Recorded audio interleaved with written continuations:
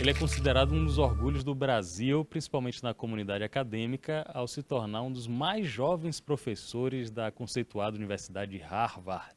Não bastasse, é neto do ex-governador da Bahia, Otávio Mangabeira. Eu estou falando de Roberto Mangabeira Unger, ministro duas vezes, um dos expoentes mundiais na questão do estudo da política e da economia. É um prazer receber o senhor. Seja bem-vindo de volta à Bahia. Muito obrigado. O senhor tem muito tempo que não vem aqui, que não nos visita? É verdade, mas estou querendo descobrir uma maneira de contribuir à reorientação do nosso país.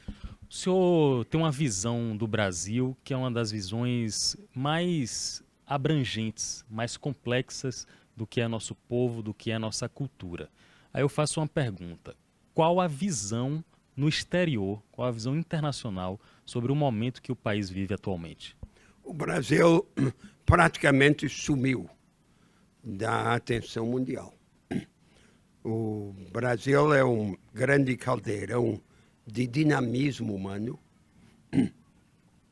mas nós estamos resvalando num primitivismo produtivo e educacional. Nós nos apequenamos. O grande atributo do nosso país é a vitalidade, mas é uma vitalidade desequipada. Nós precisamos construir um novo modelo de desenvolvimento baseado na democratização das oportunidades e das capacitações. O povo brasileiro não quer esmola, não quer ser cooptado. Quer ser, isso sim, empoderado. Quando o senhor fala que o povo brasileiro não quer esmola, há aí algum tipo de crítica, por exemplo, ao Bolsa Família? Lembrando que o senhor foi ministro, secretário de Assuntos Extraordinários na presidência de Lula e na presidência de Dilma Rousseff. O Bolsa Família é um desserviço ao país? Não, as transferências sociais para resgatar as pessoas da pobreza extrema são legítimas. Ninguém se levanta oprimido pela miséria, mas não são suficientes. Nesse último período histórico, nós vivemos uma espécie de nacional consumismo. A economia brasileira regrediu, democratizamos a economia do lado do consumo, uma espécie de nacional consumismo financiado pela produção e exportação de produtos naturais pouco transformados. Commodities. E agora subiu ao poder um grupo de pessoas obcecado pela conquista da confiança financeira, como se obedecer aos ditames dos financistas pudesse desenvolver o país. Precisamos, sim, consertar as finanças do Estado, mas não é para ganhar a confiança financeira, é pela razão oposta, para que o país e seu governo não tenham que depender da confiança financeira e possam ousar na construção de um projeto rebelde de desenvolvimento nacional. É isso que quero eu. Um projeto produtivista e capacitador. É o que está faltando ao país. Eu quero perguntar ao senhor daqui a pouco sobre a política do ministro Paulo Guedes, o ministro da Economia, mas antes me chama a atenção essa expressão que o senhor fala. O senhor fala do projeto rebelde da população brasileira. Está aí algum tipo de incitação à revolução, alguma coisa desse tipo? Não, é que o brasileiro não quer ser cooptado, quer ser empoderado. É isso que nós vivemos. Os pobres recebem as transferências sociais, as minorias organizadas os direitos adquiridos, os grandes empresários o crédito subsidiado dos bancos públicos e os rentistas os juros astronômicos. Todo mundo comprado e o país vai para o brejo. O que nós temos agora é que organizar uma travessia para um projeto que associe qualificação produtiva com democratização de oportunidades e de capacitações.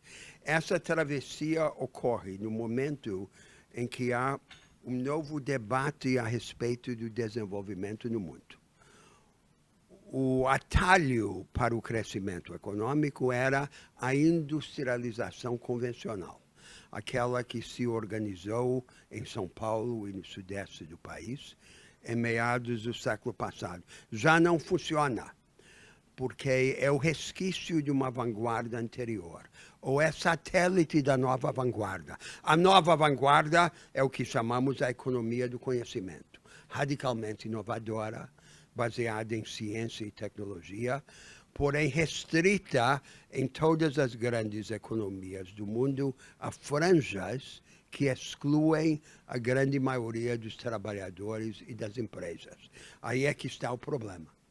A velha fórmula da industrialização convencional parou de funcionar, mas a alternativa, que seria uma variante includente da economia do conhecimento, parece inacessível. Esse é o debate que temos que ter no Brasil. Nós temos uma cultura empreendedora vibrante, porém primitiva. Temos que equipá-la.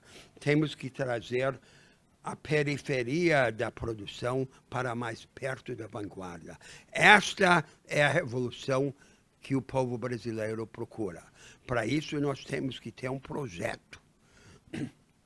projeto programático que aponte o caminho para o povo brasileiro e um projeto de poder. Um projeto de poder que associe os dois grandes núcleos eleitorais que existem no Brasil hoje. Os pobres, órfãos de Lula, e os emergentes, que apostam numa cultura de autoajuda e iniciativa. Esses dois núcleos eleitorais devem se juntar para sustentar o projeto produtivista e capacitador de que o Brasil precisa. O senhor foi muito rigoroso ao citar que empresários, políticos e a população estão no que eu considerei aqui agora uma zona de conforto, cada um sendo beneficiado da forma como Sim. pensam. Para sair da zona de conforto, ou pela dor, ou por uma inspiração externa. Sim. Como é que a gente vai sair dessa zona de conforto? É a natureza da política transformadora. Ela tem que sempre combinar um impulso profético que aponte rumo para o país com as primeiras prestações que prefiguram esse caminho alternativo. O profeta tem que tocar a ferida com a mão. Tem que demonstrar à população um exemplo tangível daquela alternativa que ele aponta. Esse populismo de direita que nós estamos vivendo no Brasil agora é um grande vazio. É um interlúdio. Nesse vazio estão agora avançando duas agendas. Uma agenda do Congresso, ainda muito limitada, ainda muito fascinada com o fiscalismo financista, e uma outra agenda menos conhecida, porém mais fecunda, que é a agenda das regiões. As diferentes partes do Brasil, a Amazônia, o Nordeste, o Centro-Oeste e o Sul, começam a se organizar em consórcios e a não aguardar salvação de Brasília. São prefigurações dessa agenda produtivista necessária ao país. Nós temos no Brasil sempre o problema do colonialismo mental, de buscar as soluções fora, nos exemplos dos países de referência do Atlântico Norte. E dentro do Brasil, um segundo colonialismo, porque as elites dirigentes dos estados do Brasil profundo são, em geral, submissas à elite metropolitana de São Paulo, do Rio de Janeiro. Rebeldia. Rebeldia é o que o Brasil exige hoje. Rebeldia para empoderar os brasileiros e dar conteúdo a este projeto produtivista e capacitador. Quero que a Bahia reassuma a sua vocação republicana que se rebele contra esse sistema e que fale em nome do Brasil. Pelo que o senhor falou, tem uma cadeia de submissão aí. Primeiro a submissão ao estrangeiro e depois o que seria Submissão interna, da periferia ao centro. Aqui no Nordeste, o senhor vai falar, aqui em Salvador, vai falar para uma plateia majoritariamente de empresários influentes, as figuras mais influentes dos negócios na Bahia, na Associação Comercial, na Fé Comércio, na Casa do Comércio. De que forma o senhor acha que pode inspirar a esses empresários O Nordeste não tem projeto, desde a época de Celso Furtado. E o vazio de projeto é preenchido, de um lado, pelo pobrismo, iniciativas meramente compensatórias, e, de outro lado, por aquilo que se poderia chamar o São Paulismo. Grandes obras, como siderurgias ou refinarias, em regime de enclave. Enquanto isso, há grandes forças transformadoras, uma cultura empreendedora autônoma, inclusive no sertão, uma inventividade tecnológica popular.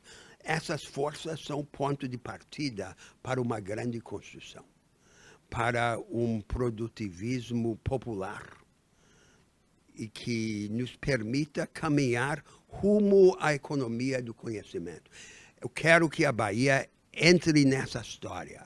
Eu quero que a Bahia protagonize esse vanguardismo rebelde brasileiro, em vez de ficar de joelhos.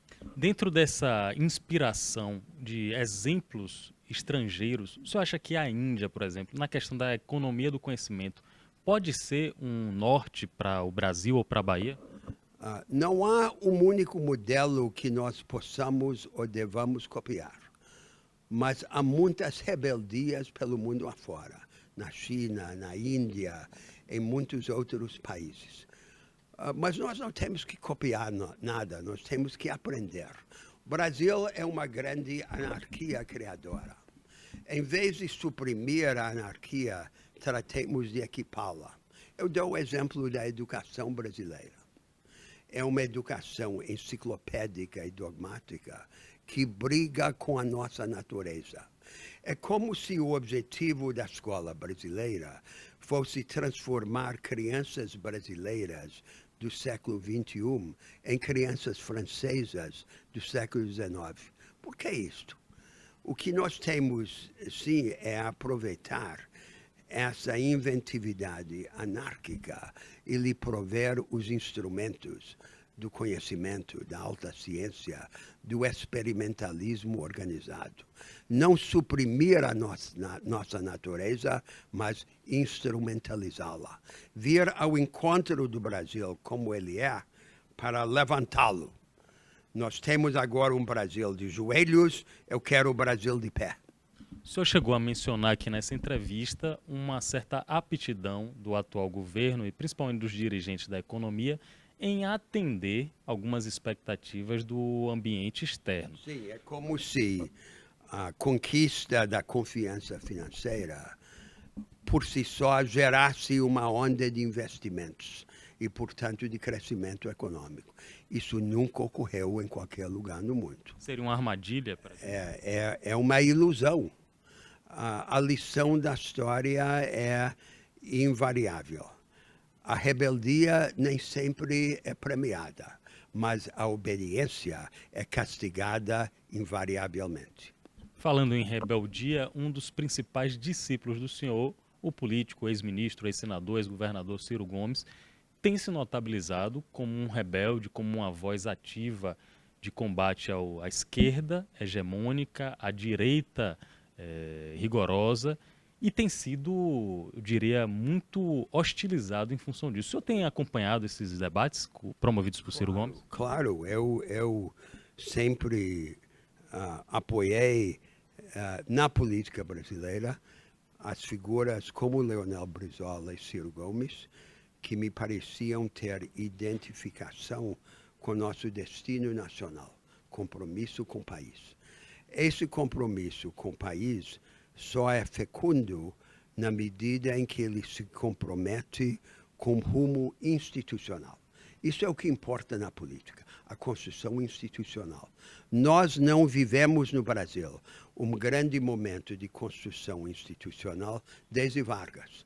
E por isso mesmo estamos hoje ainda entre os destroços do corporativismo varguista. Eu quero que o Brasil viva agora um outro momento de construção institucional. Uma construção institucional que democratize o mercado e aprofunde a democracia, que democratize as oportunidades e as capacitações, que empodere os brasileiros em vez de cooptá-los, que em vez de democratizar a economia apenas pelo lado do consumo, democratize também pelo lado da produção e das capacitações. A ideia central da democracia é a ideia do empoderamento, do engrandecimento das pessoas comuns. A ideia central de uma cultura democrática é a ideia da grandeza. E grandeza é o que quero para o Brasil e os brasileiros. Dentro dessa perspectiva de grandeza ou de rebeldia, recentemente tivemos algumas manifestações aqui no país sob a rúbrica de defender os investimentos na educação. O senhor fica satisfeito quando vê a população na rua sob esse mote? Nós temos duas grandes tarefas em educação. Primeiro, assegurar no nosso país grande, desigual e federativo a reconciliação da gestão local das escolas pelos estados e os municípios com padrões nacionais de investimento de qualidade. A qualidade do ensino que um jovem brasileiro recebe não deve depender do acaso do lugar onde ele nasce. A segunda grande tarefa é mudar a maneira de aprender e de ensinar. Um ensino que privilegie as capacitações analíticas e sintéticas e não a memorização das informações. Um ensino que prefira o aprofundamento seletivo ao enciclopedismo raso. Um ensino que repudie a combinação de autoritarismo e individualismo que caracteriza as nossas salas de aula e institua o trabalho de equipe entre professores, entre alunos e entre escolas. E um ensino que seja dialético, isto é, que ensine toda a matéria de pontos de vista contrastantes, a única maneira de libertar a mente.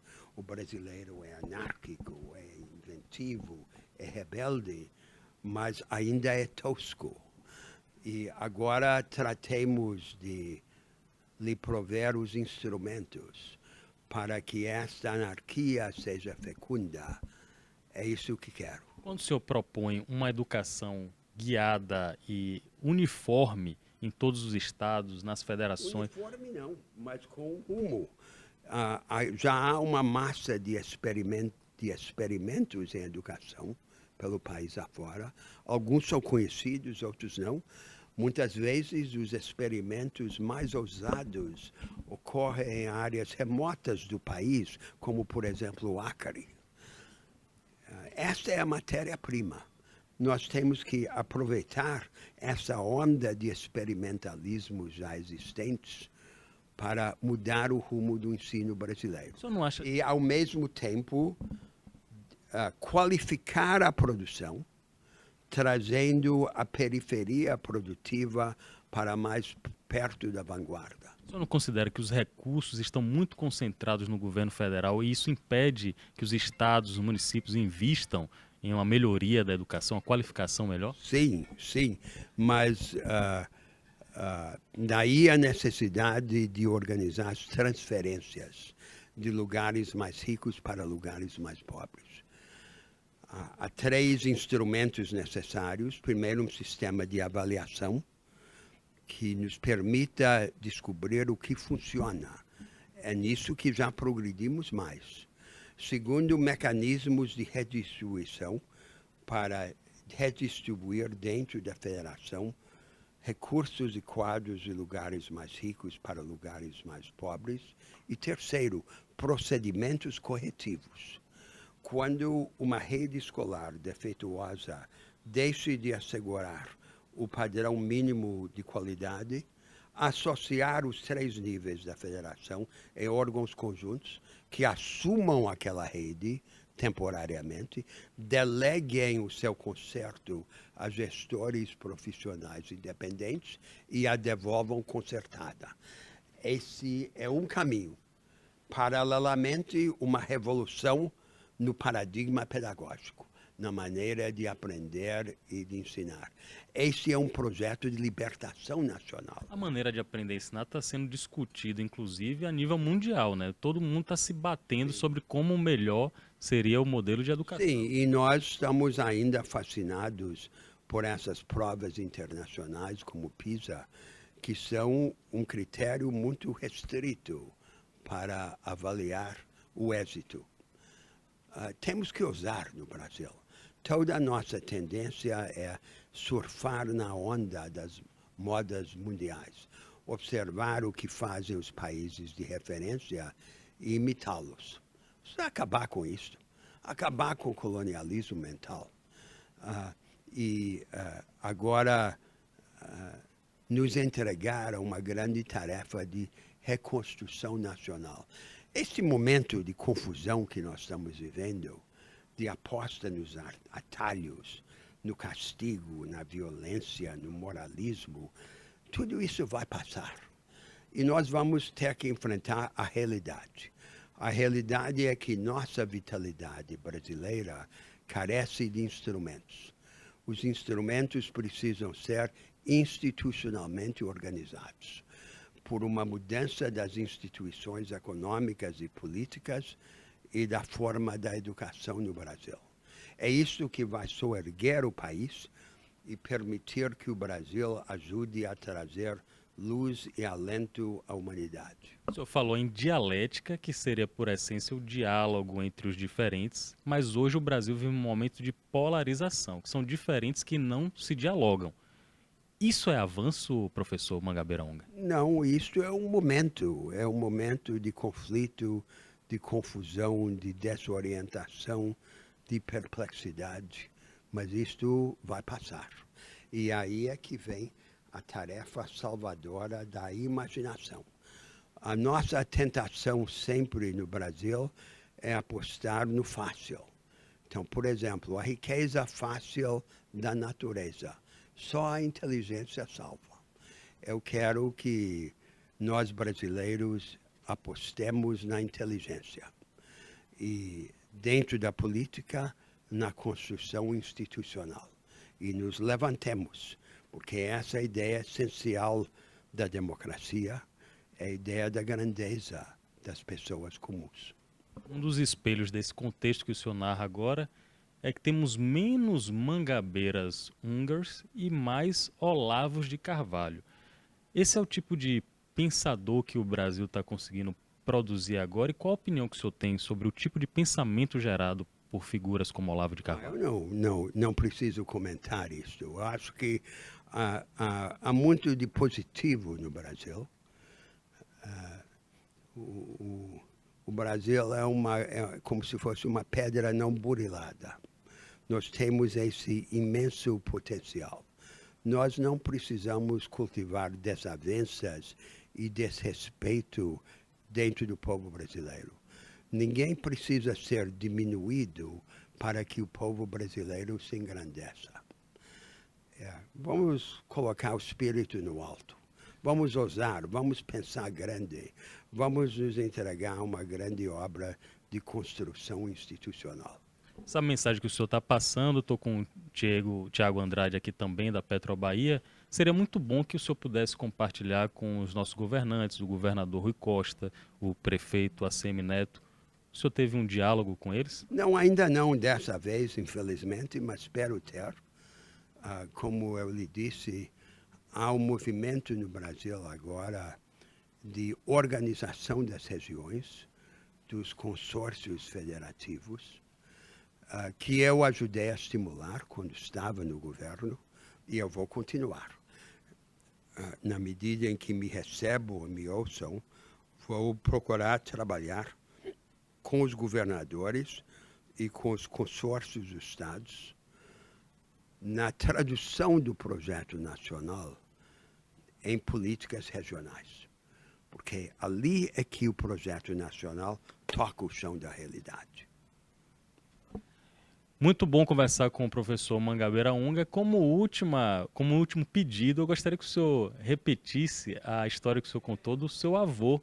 Aqui o senhor contou a alguns empresários sobre o seu avô, o governador Otávio Mangabeira. Teve uma história muito pitoresca que a gente ouviu ali no almoço. Sim, o meu avô passou a vida toda na política. Ele e o irmão mais velho dele, João, que fundou o Partido Socialista Brasileiro. Meu avô, muito jovem, de uma família pobre, de um farmacêutico baiano, que virou muito cedo o catedrático de astronomia na Escola Politécnica da Bahia. Em 1910, o cometa de Halley passou pelo céu e o povo na Bahia, como em grande parte do mundo, pensava que era um presságio do fim do mundo. O então governador José Joaquim Seabra convidou meu avô a fazer uma palestra para o povo na Praça da Sé a respeito do verdadeiro sentido do cometa de Halley. Essa palestra teve um êxito estrondoso e no dia seguinte o governador visitou o jovem catedrático e o convidou a concorrer à Câmara dos Deputados. Passou o resto da vida na política. Assim é o destino, é a vida com seus mistérios e suas surpresas. A parte planejada não presta. O que presta é a parte surpreendente. E pelo surpreendente encontraremos uma alternativa no Brasil. Precisamos de uma aliada. E a aliada é a imaginação. Depois de tantas conquistas, ainda vai passar o cometa Mangabeira Unger, quem sabe concorrendo ao Planalto? Eu acho que fazer política é despojar-se. E quem quer mexer com vida pública, com esforço transformador, tem que se dispor ao sacrifício. A moeda da política transformadora é o sacrifício.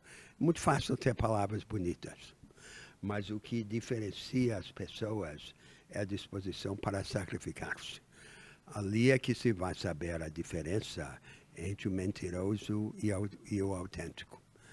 E eu espero que eu tenha a tenacidade e a coragem para fazer o sacrifício na hora em que for necessário. Muito obrigado por essa entrevista, muito obrigado pelo tempo do senhor Roberto Mangabeira Unger, professor, filósofo, político, pensador e, acima de tudo, abnegado em prol da população brasileira. Agradecendo aos meus colegas, agradecendo a Tiago Andrade, Délia Coutinho, toda a receptividade da Fundação, da Fé Comércio, da Associação Comercial da Bahia. Queria deixar o espaço para o senhor mandar o recado que o senhor quiser para os baianos. O recado é atuar. Atuar porque, ao contrário do que pensam as pessoas em geral, a esperança não é a causa da ação. A esperança é a consequência da ação.